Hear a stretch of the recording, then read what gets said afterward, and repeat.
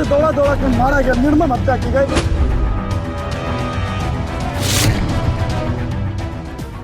गोरखपुर में एक ब्रह्मभोज के दौरान शुरू हुआ विवाद कुछ ही मिनटों में खूनी वारदात में बदल गया।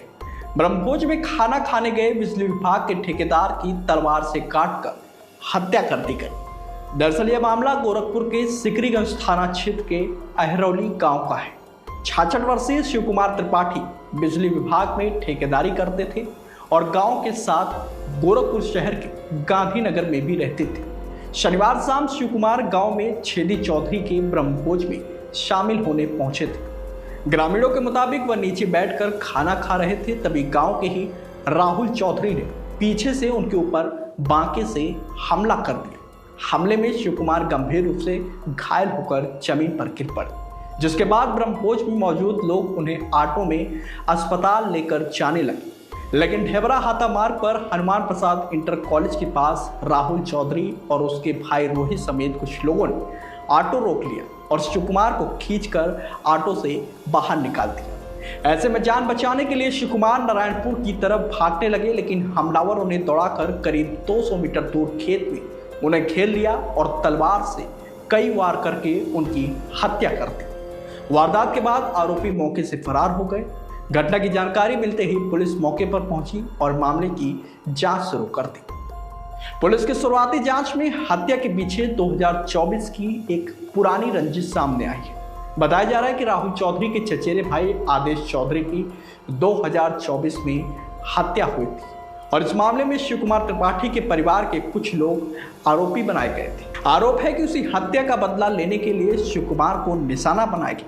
हालांकि शिव कुमार के परिवार ने इस पुरानी रंजिश को लेकर फिलहाल कुछ भी कहने से इनकार किया है। पुलिस इस एंगल के साथ बाकी सभी पहलुओं की भी गहनता से जांच करने में जुटी है।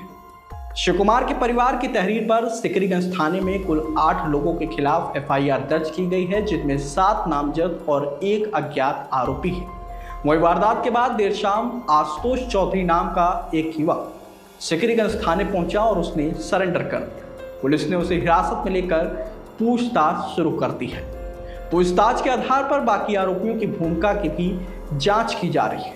दूसरी ओर हत्या के बाद बड़ी संख्या में ग्रामीण मौके पर पहुंच गए और लोगों में काफी आक्रोश देखने को मिला।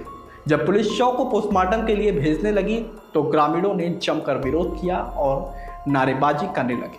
हालांकि जब अधिकारियों ने निष्पक्ष जांच और कार्रवाई का भरोसा दिया तब गांव वाले शांत हो गए और शव को पोस्टमार्टम के लिए भेज दिया गया। बता दें कि पुलिस ने ब्रह्मभोज स्थल से लेकर उस रास्ते और खेत तक की जांच की है जहां शिव कुमार की हत्या की गई है। आसपास के लोगों से भी पूछताछ की जा रही है और अहरौली बारीपुर चौराहे समेत आसपास के कई इलाके में पुलिस बल तैनात किया गया है। बताते चले कि शिव कुमार का इकलौता बेटा आदित्य उर्फ अनुराग त्रिपाठी गोरखपुर सिविल कोर्ट में अधिवक्ता है। परिवार के चौराहे पर कई दुकानें भी हैं। हत्या के बाद अब परिवार में मातम का माहौल है। देखिए, मामला ये है कि हमारे एक साथी अधिवक्ता आदित्य तिवारी जी हैं। इनके पिताजी गांव पे अपने घर पर थे। वहां पे इनके एक गांव पे एक ब्रह्मभोज था जहां पे उनको साजिश के तहत कई बार बुलाया गया, लेकिन ये जब तीसरी बार वहां पे गए भोजन कर रहे थे तो पीछे से धारदार हथियार से इनके सर पे वार कर दिया गया। हॉस्पिटल के नाम पे ले जाने पर टेम्पू में बैठाया गया और रास्ते में रोक कर आधे घंटे तक उनको तलवार से दौड़ा कर मारा गया, निर्मम हत्या की गई और थाना और पुलिस देखती रही। पूरा गाँव बता रहा है कि थाना मैनेजर साजिश के तहत ये किया गया है और योगी की पुलिस कुछ नहीं की, हाथ पे धर के बैठी हुई है। आज आप लोग कब से हैं और क्या कर रहे हैं? हम लोग 10 बजे सुबह से यहाँ PM हाउस पे बैठे हुए हैं और कप्तान की इंतजार कर रहे हैं कि कप्तान है हमारी मांग सुने। ग्रामीणों के द्वारा दी गई सूचना के आधार पर यह जानकारी मिली कि गांव में ही किसी एक व्यक्ति को कुछ लोगों ने मार दिया है और उनकी मृत्यु हो गई है और उनकी डेड बॉडी एक सड़क के किनारे गिरी हुई है। इस सूचना पर तत्काल थाना सिकरीगंज की पुलिस तथा अन्य उच्च अधिकारियों द्वारा मौके पर जाकर जांच की गई तो यह पाया गया कि गांव में ही ब्रह्मभोज का एक कार्यक्रम स्वर्गीय छेदी के यहाँ था, जिसमें जो मृतक है शिव कुमार यह भी आमंत्रित थे और वहां पर गए थे। उनका विवाद कुछ लोगों से हुआ और उस विवाद के अंतर्गत ही उनको कुछ लोगों ने मारा है और उनकी डेथ हो गई है। इसमें मृतक के भाई राम कुमार त्रिपाठी के द्वारा दी गई तहरीर पर मुकदमा अपराध संख्या 217/26 अंतर्गत संगत धारा पंजीकृत कर लिया गया है। दी गई तहरीर में 7 लोगों को नामजद किया गया है।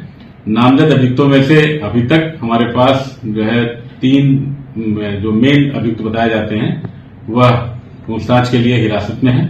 उनसे लगातार पूछताछ की जा रही है और उनकी संलिप्तता के बारे में जानकारी की जा रही है। अन्य लगभग 7 लोग और हिरासत में हमारे पास संदिग्ध की हैसियत से हैं, जिनसे उनसे भी लगातार पूछताछ की जा रही है और अन्य अभियुक्तों के बारे में लगातार टीमें दबिश दे रही हैं। जल्द ही अन्य लोगों को भी पकड़ लिया जाएगा।